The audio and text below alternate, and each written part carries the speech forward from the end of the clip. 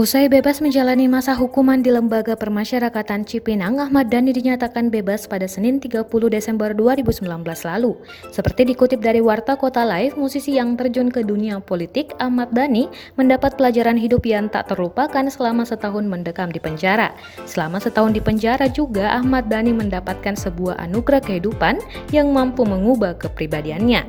Mengingat publik hanya tahu dalam sebuah ucapan saja, Dhani berniat membuat pengalaman anugerah terindahnya itu ke dalam sebuah film layar lebar. Pentolan grup band Dewa 19 itu belum tahu kapan akan melaksanakan niat membuat film yang berisi pengalaman hidupnya itu. Hanya saja nantinya film tersebut akan diproduseri dan naskahnya ditulis sendiri oleh suami dari Mulan Jameela tersebut.